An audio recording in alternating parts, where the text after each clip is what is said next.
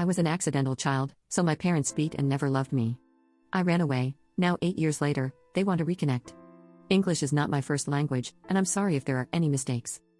So, I, 24F, have spent a good amount of time apart from my parents, and now they want to reconnect. For some background, I'm the last of 3 kids, the youngest. I have 2 older brothers, 34M and 36M. Of course, I wasn't wanted, I was an accident, and my parents never bothered to hide that from me. They didn't care about me at all. Ever since I can remember, they would hit me for any minimal mistake or throw things at me. They never showed me love, didn't attend any events, and never bothered to help me with school homework. I had to wash my clothes since I was around 8 and cook my own food. At first, I would look at other families and wonder why mine wasn't like that. Until I realized that it was, but I just wasn't included.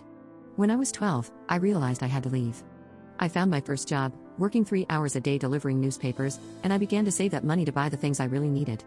When I was 14, I found a better job, one at a small grocery store that paid more for 4 hours, but I didn't quit my newspaper job. I was busy pretty much all day. My friends were the only ones who knew about this. I didn't have love for my family, but I considered them my family. At this point, my parents stopped caring at all about me. I didn't even exchange glances with them, and I spent my time at friends' houses, my job, or in the basement. I managed to save up quite some money. I bought a few things I needed, like a used smartphone and a used laptop. I explained my plan to my friends, and well, when I was 16, they even gave me some money, and they told me to text or call them every day. I had to break up with my first boyfriend, I had to leave my friends behind. I still had a year left of high school, and I didn't have much money, but I still ran away. I admit, I stole some food from my parents' house, and I ended up in a small town in the cheapest apartment I could find. I got a job and tried to survive, but I knew I couldn't stay there for long. I was a minor, and people would start looking for me. A few months later, I ended up leaving that town too. I was 17 by that point, and I knew that once I turned 18, I'd be free forever from them. Same thing, I arrived in another town, got another job, and once I turned 18, I decided to finish high school. Things were really hard, but I managed to make some new friends, get a new boyfriend, who I'll call Dean, and have a better life than I ever had. Eventually, I chose to buy a small apartment with my savings. I enrolled in a community college, studied a short career, got a good job, and stayed in the town. Maybe I could have done better if I had a better family, but I don't, and I'm still happy with the things I've achieved. Dean and I got married, and now we both have good paying jobs, and we're saving up for the future, as we want to have our own restaurant. He's a chef, and even though I'm not, I did work as a waitress for a while and know how things work in a restaurant. With all that long context, I had been receiving calls from unknown numbers for a couple of weeks. Calls I've been rejecting and not paying much attention to. However, since I finally realized they were from the same number, I chose to pick up. I didn't recognize the man who was talking to me, but it was my older brother Ian. He asked me how things were going with me, and I answered that things were better than ever. He replied that he was glad to hear that. He then began to explain how my parents wanted to reconnect, and they wanted to hear from me. I refused completely. I told him that they were garbage to me, and when he kept insisting, I hung up. They have been insisting for months.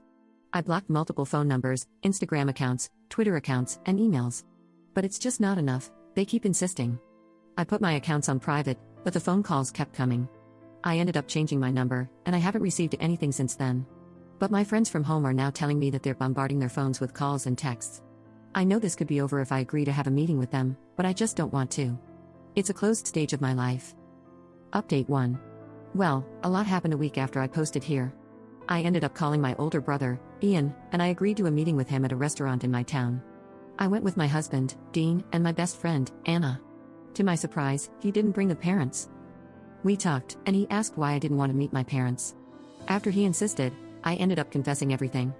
He apologized for not being able to do anything about it since he was away and didn't think my parents would do something like that. I told him it wasn't his fault and asked why my parents suddenly wanted to meet with me.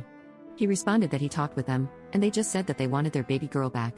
I don't remember a single time when they didn't call me something like a little brat, and they didn't understand why I didn't talk to them. I told him that that can't be true, and he ended up telling me he'd try to find out the real reason. Just a day later, Ian called and explained the real reason. After insisting, he managed to get the truth from them.